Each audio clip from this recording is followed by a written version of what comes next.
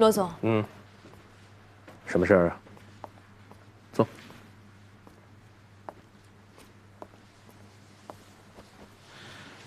我问清楚了，这次齐衡直接摆了吴书记一道，还没等开会结束，就直接命令法院判了。这齐衡也是啊，连吴书记都不放在眼里啊，真是一朵官场的奇葩呀！这样不知好歹，恐怕下面有他好受的。我这吴叔叔啊，就是人太正了。你想，就算是发生这样的事情，他也不会去公报私仇，对齐衡下手。罗总，那我们就这样赔一笔钱算了。赔呀？怎么赔呀？我呢会把工厂赶紧关掉，把所有的工人全都辞掉，然后把资产全都给卖掉，剩下的赔呗，让他们慢慢等着，耗着。对了，郑铎安顿好了吗？给他找了个住处。齐衡啊，就不要再给我来添麻烦添堵了。要不然的话呢，我就会派郑铎去对付他。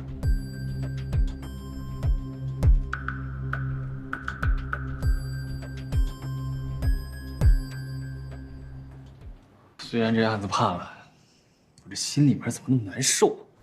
我也很难受，这根本就不公平，坏人根本就没有得到严惩。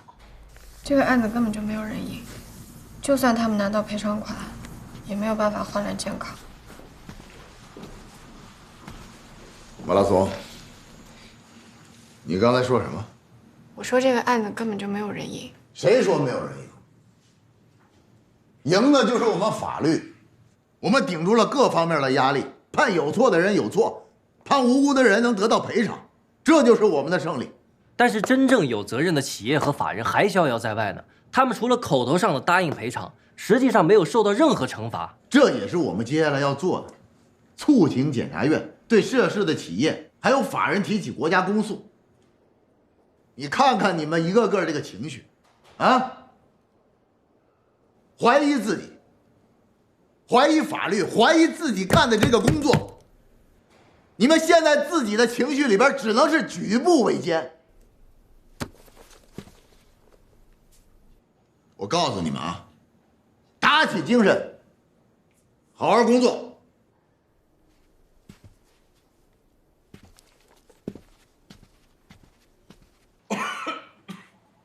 喝点水啊！吴书记避而不见。我说，他这就是给你穿小鞋呀！也怪我那天开会的时候啊，不能撂下吴书记他们，就那么走了。你那是因为急着救人，你有一颗急人所急之心，不像有的人啊就会打官腔。可能越大的领导啊，他们考虑到方方面面的事情就越多。行，不聊这个了。啊，我问你，上边是不是想放过江云化工总厂了？这个检察院的刘检察长跟我说，现在江云化工厂呢已经被查封了，正在做这个资产的清算，股权呢比较复杂，需要梳理一下，看看谁是这个赔偿的主体和各自所承担的比例。这个厂长呢，水卫红现在是畏罪潜逃，需要把他抓捕以后呢，才能起诉。行啊，玩太极了。我们现在能做的都做了，走一步看一步。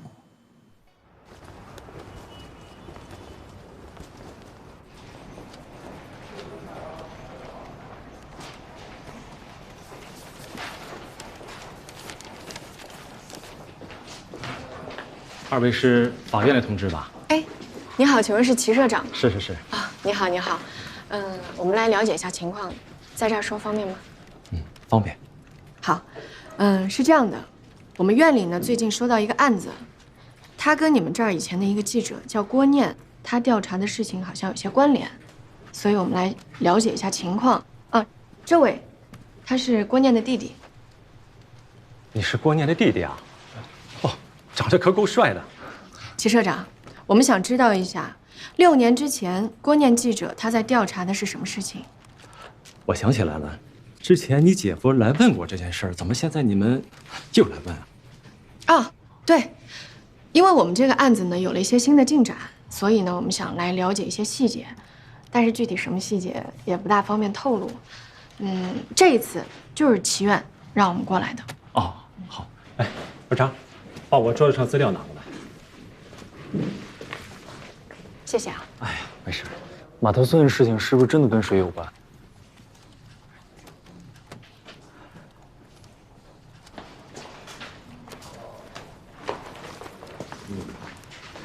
这是我们最近在整理胡白留下的资料里发现的这些文件，估计是一直锁在老社长的柜子里，被他翻出来的。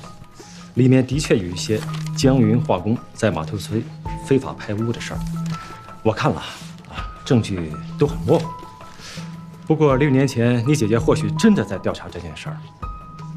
胡白也在调查，果然。看来真的可能跟码头村还有江云化工厂有关系。你是怀疑你姐姐失踪跟江云化工排污有关？对，暂时还不知道。谢谢社长，您的这个资料非常有用。如果方便的话，能不能帮我们复印一份？哦，方便，张，谢谢。你去复印一下。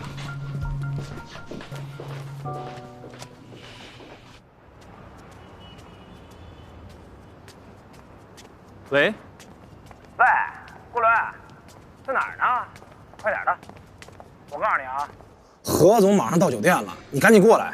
何总是咱们公司大金主，啊，好好表现表现。行，知道了。你去哪儿啊？我送你。好。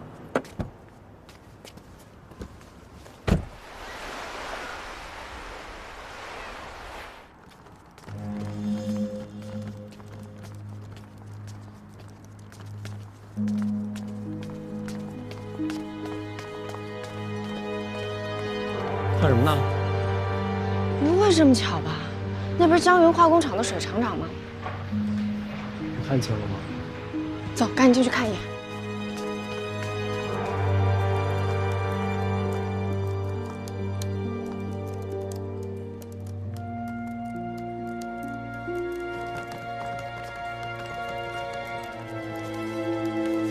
没错，就是他。哎，嘘！你跟这儿干嘛呀？不跟你说了吗？让你换身衣服，晚上陪何总呢。啊？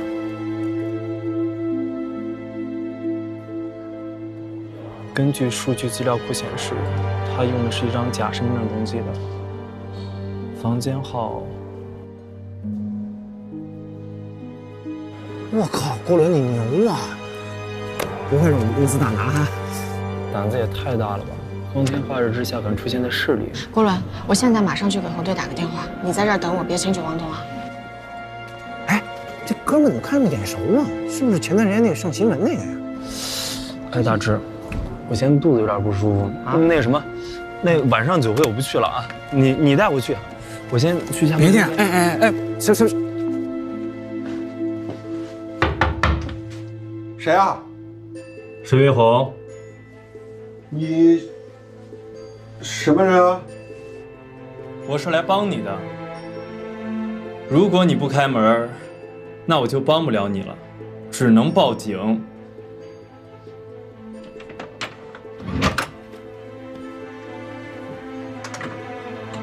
你是什么人？你要干什么？你干什么？你松手！你不就想要钱？我给你拿钱。我只想问你几个问题。我问你。你认不认识一个叫郭念的女记者？我不认识啊。到底说不说？你说的是那个女记者是吧？你好好想清楚，不然我真的报警了啊！我好像想起来了。确定？啊。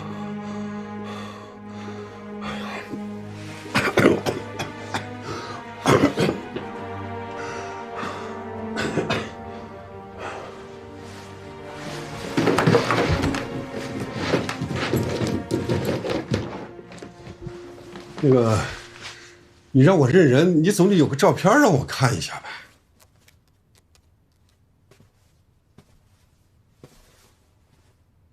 见过吗？你说的是这个人呐？你见过？我见过。那你说。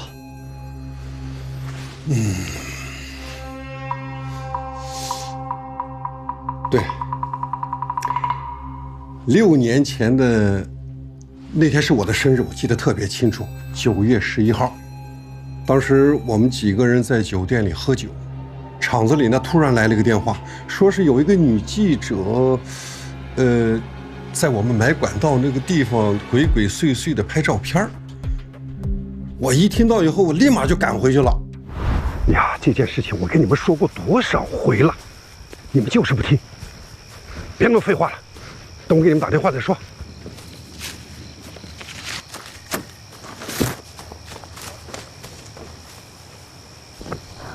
村民说他们是在这儿挖的，在哪儿啊？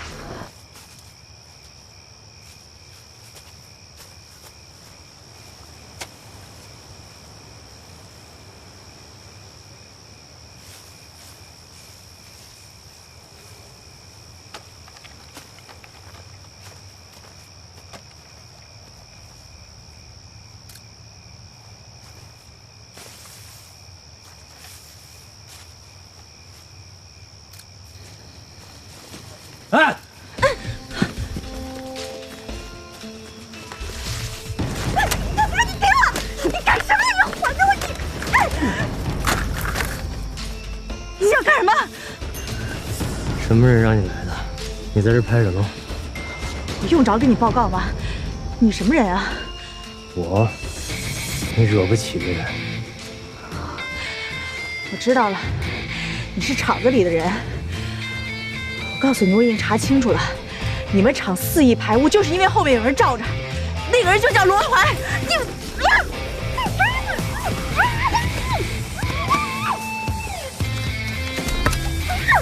什么人？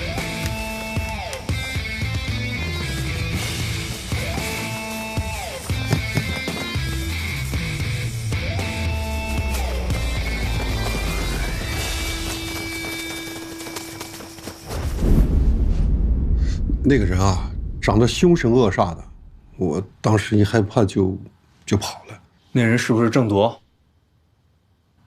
郑铎我不认识啊。就是渔船案轰动全国了，你都不知道？这个案子最初的时候我还关注过，可是后来一忙也就没再关注他。那你记不记得那个男人的左眼旁边有个疤痕？对，有，肯定有。果然是他。赶紧滚吧。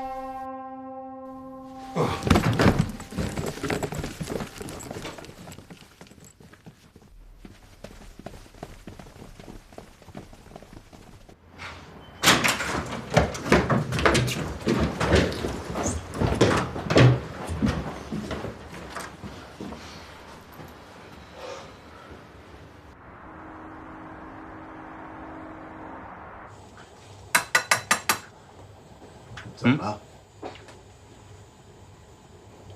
你知道郑铎保外就医了吗？这么快？对了，以前我姐有没有跟你说过被什么人威胁过？没有。你怎么突然跟我说这个？我只是突然想起，郑铎的眼睛旁边也有个疤痕。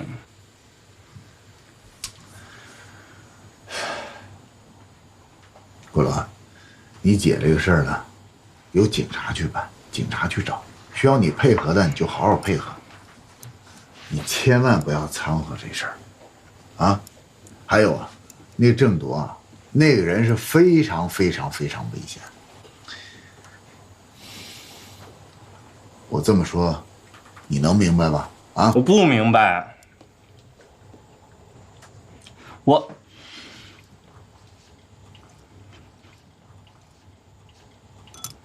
我答应你，我知道了，我吃饱了。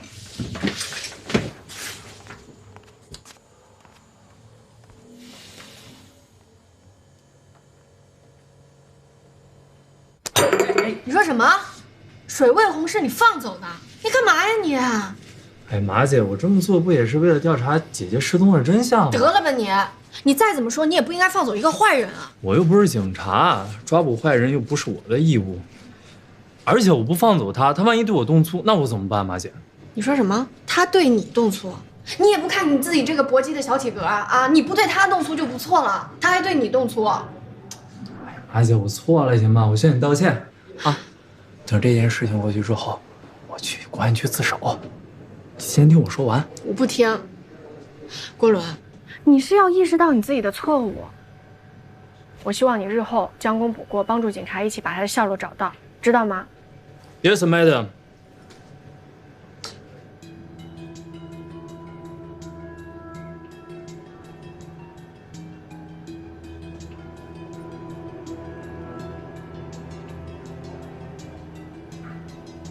你说水卫红告诉你，他亲眼看到了你姐姐还有郑多。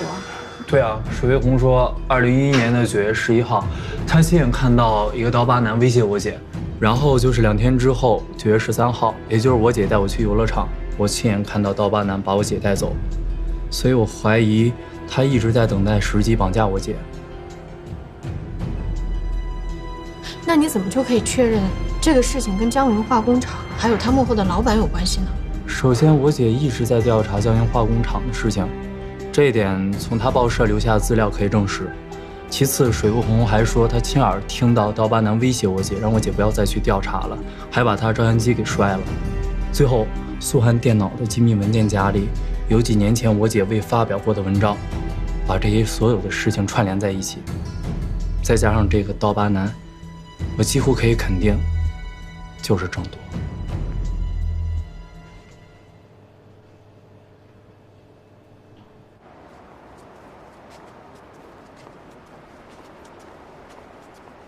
我觉得这事情好像有些眉目了。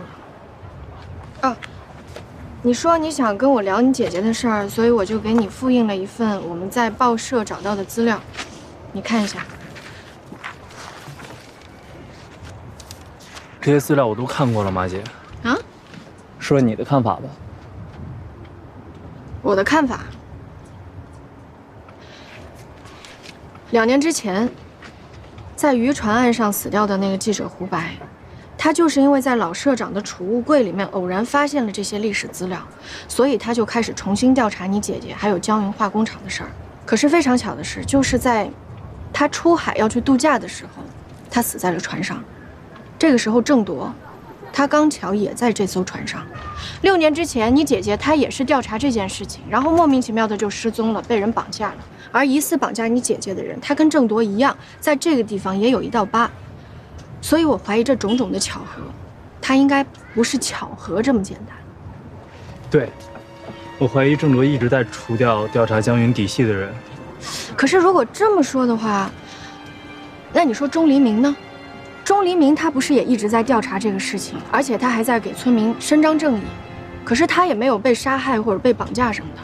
或许钟老师知道的还不够多，对他们造不成威胁。有道理。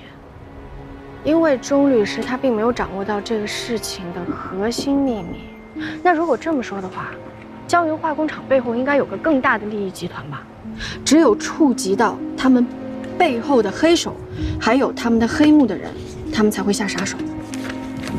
王姐，你看，这是我姐写的一篇文章，她通过重重线索怀疑到江云化工厂的背后老板就是大公集团。那如果这么看的话，郑铎他应该就是在为大公集团服务。哎，那时候渔船案的律师我记得是陈树，你知不知道陈树他跟大公集团有什么关系啊？听说过，是他们的法律顾问。那如果这么说的话，就说得通了。就是因为郑铎他是大公集团的人，所以大公集团的法律顾问陈树，他才会出面为郑铎去进行辩护。马姐，哎，我这儿有一些照片。什么照片？你看，这是我请私人侦探拍的。哇塞，你可以啊，你还能请私人侦探了。哎，你说我们要不要拿这些线索去跟你姐夫商量商量？不行，绝对不能让他知道。为什么？他一直不让我掺和这事儿，而且咱们没有实质性的证据。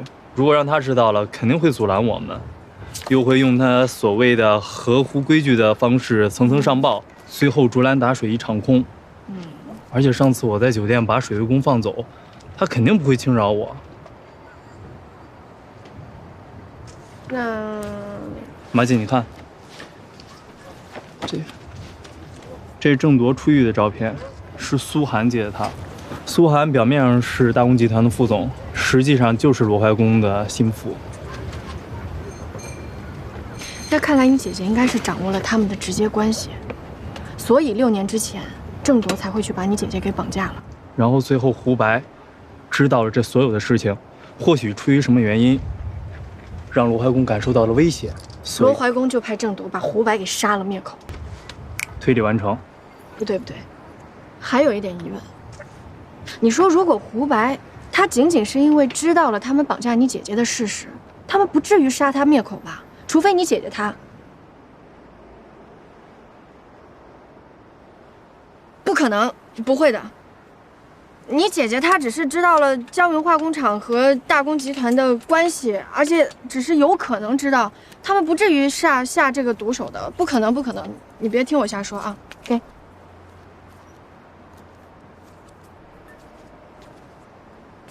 这都6年了，姐姐还是老人。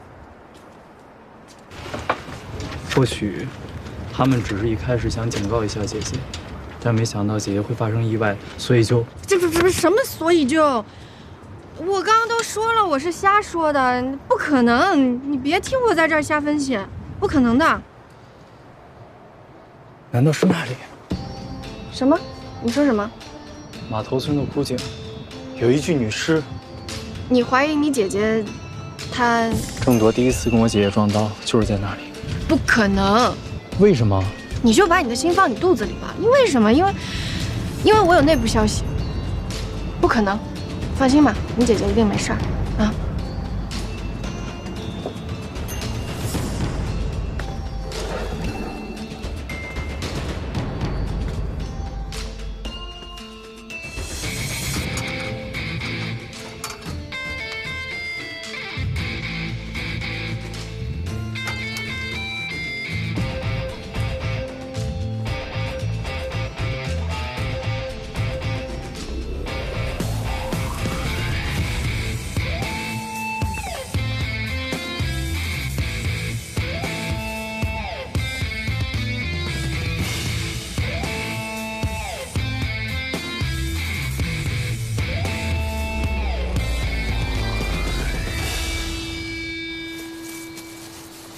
知道的就是这些。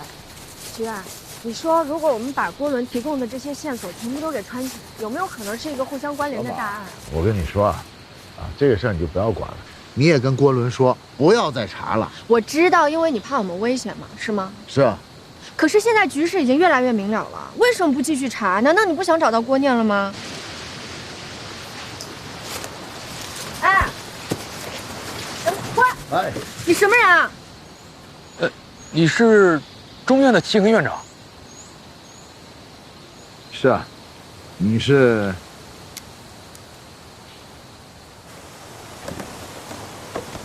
哎，你就是环保局的邓副局长。什么呀，齐院长？我这就是代理局长，带你一下。你这个代理副局长不仅自己亲自下江河去看生态污染，而且还不小心掉到沟里，也算是市环保局的一股清流了吧？原先那个贺副局长撤了，纪委正在查他。之前钟律师跟我讲最初的化验样本呢，就是环保局呢一位非常有正义感的干部给他的。我想那个干部就是你吧？这不符合程序吧？还请齐院长手下留情啊！你放心吧，我们齐院可有正义感了，他一定不会揭穿你的。你这叫为民除害。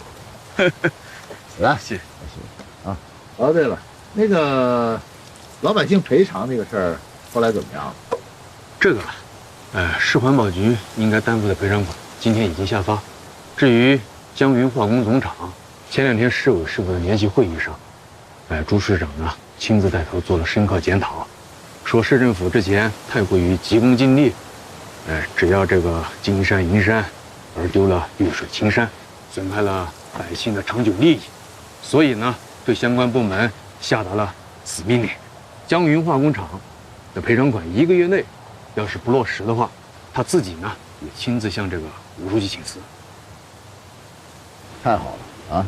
没想到兜兜转转，最后还能是一个很完美的结局。啊，谢谢。我们一定要认真地贯彻好公安部的部署，要把我省的积案、要案和大案要做到办结、办清、办好。我们省的办案率啊，在全国来说属于中上等，所以我们这个省会一定不能拖了省里的后腿。大家明白了吗？明白。发过来，赶紧确认。侯明杰，侯明杰，林局，我问你啊，你主管的码头村枯井女尸案进展的怎么样了？还有，死者的身份确定没有？这个女尸的 DNA 提取，他们遇到点技术难题，今儿上午才把那个数据发过来，我刚让他们比对了。还没什么收获。现在，你平时说话嗓门挺大呀，今儿怎么了？说话一句比一句轻，从哪？到了今天，死者的尸源和身份都没弄清楚，我都替你臊得慌。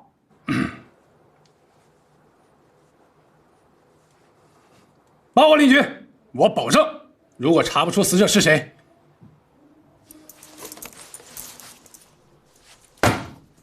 你把我撤了，我回家种地。种地？我怕你没有种地的本事。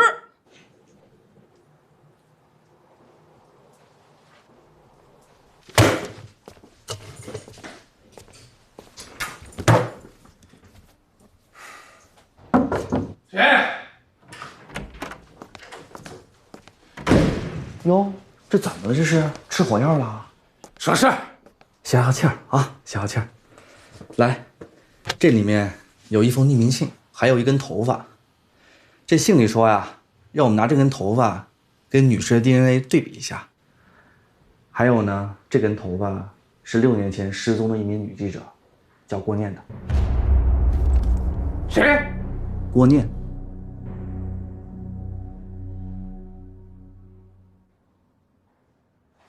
我说老侯啊，你这干什么呀？那不怪怪的。前几天你跟我要郭念的这个梳子、衣物，还有一些生活用过的用品，我都给你了，哎，你就没信儿了。那今天呢，把我们俩叫过来，等了半天，那现在呢又吞吞吐吐的。你想说什么？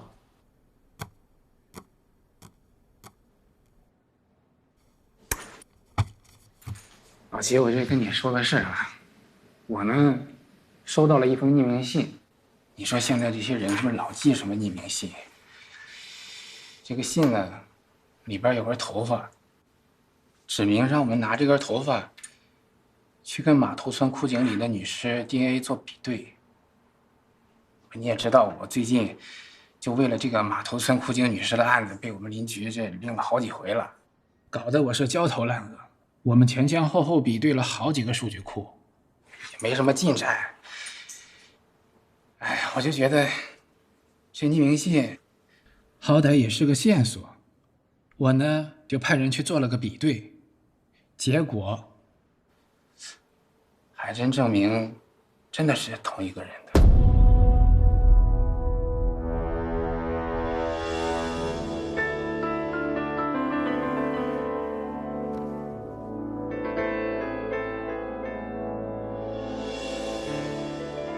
所以呢？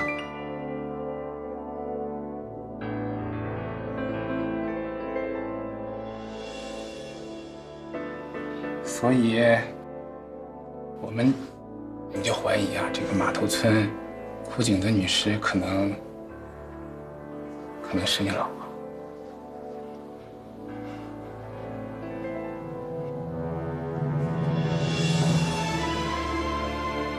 是谁？你老婆。我说的是姓名、名字。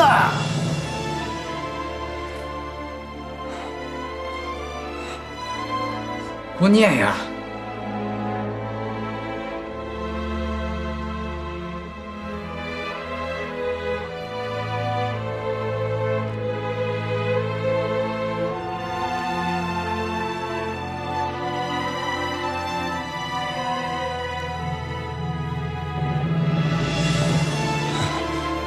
不可能，不可能，不可能，不可能！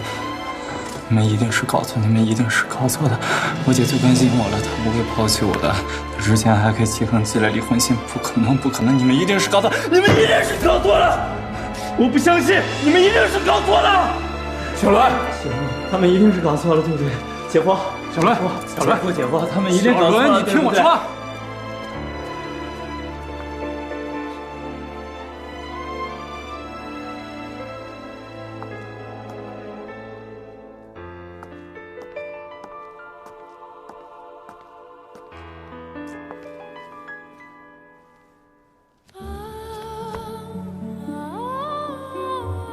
老七，要不先回家，咱们改天再聊。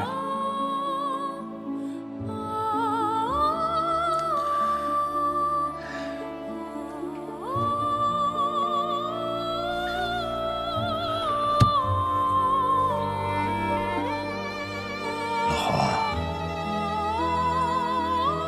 你告诉我，你怎么能确定那封匿名信那里边的头发的就是郭念的？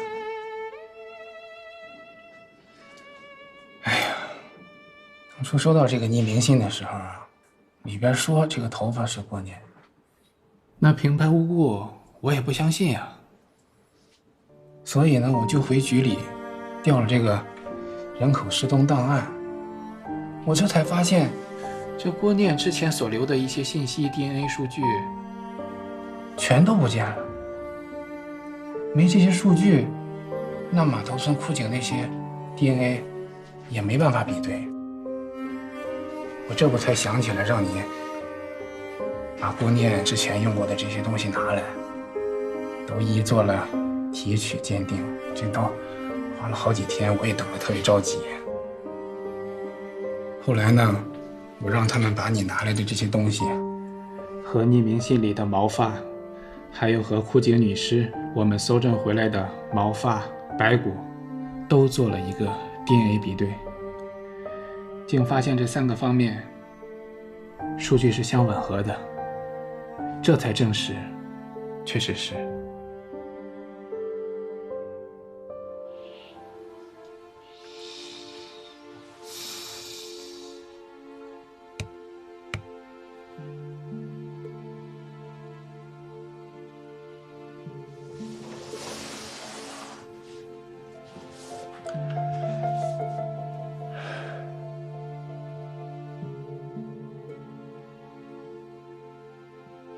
老何，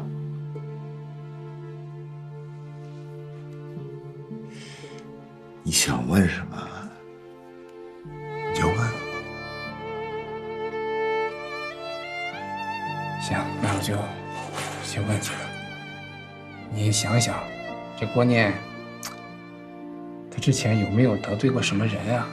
或者说，有没有人有杀他的动机啊？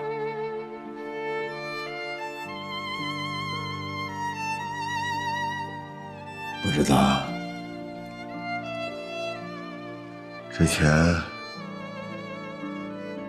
我见过他们的社长，跟我说他去调查一个码头村的一个什么污水的一个事件。至于他有没有什么仇人，有没有人想害他，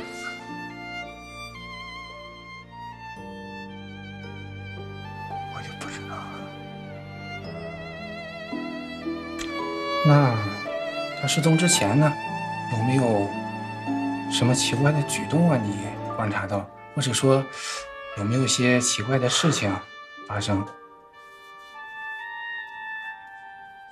跟我吵过2次架，我觉得挺好的。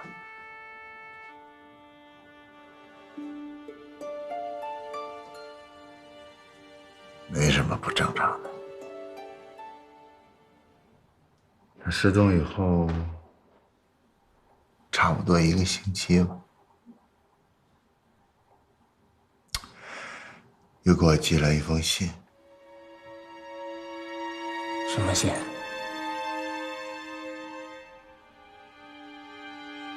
他用电脑打的一封信，跟我说不想跟我过了，想要跟我分开。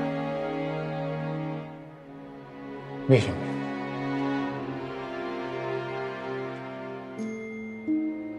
不知道，可能是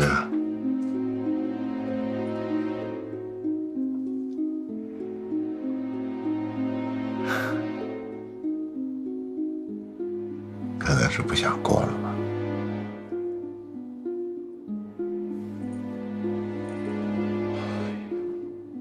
那从这之后就再没消息了？没有了，就再也没有消息了。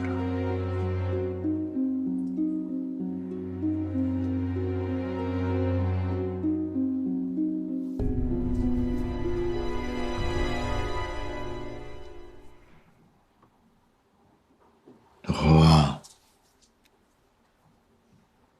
你还有什么要问的？问完了，咱先回家。好。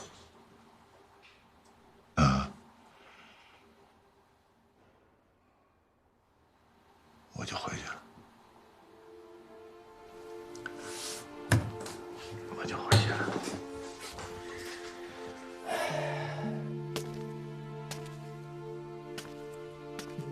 老七，啊，我没事。你放心，我没事，不用劝我。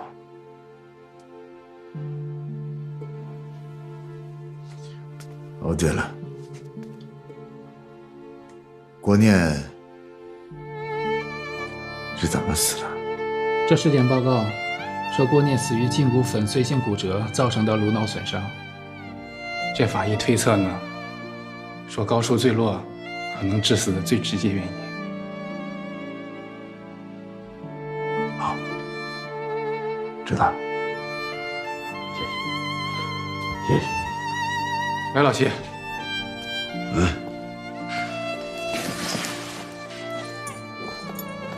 话忘拿了。忘了。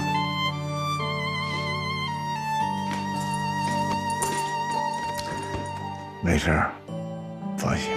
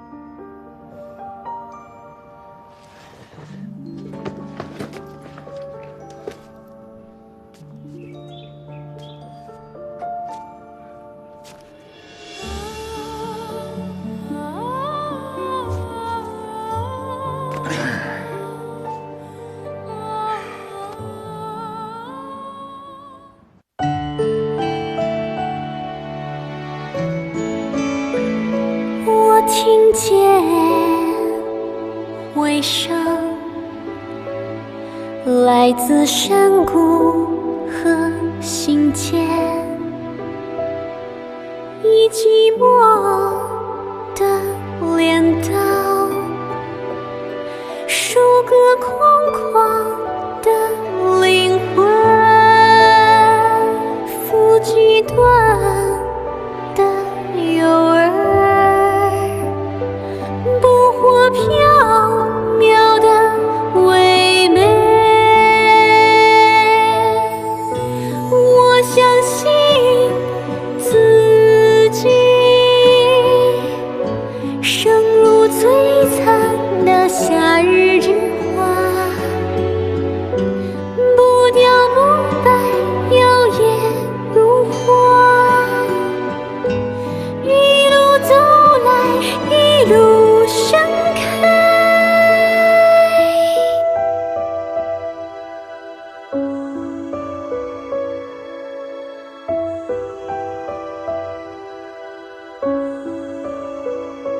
我听见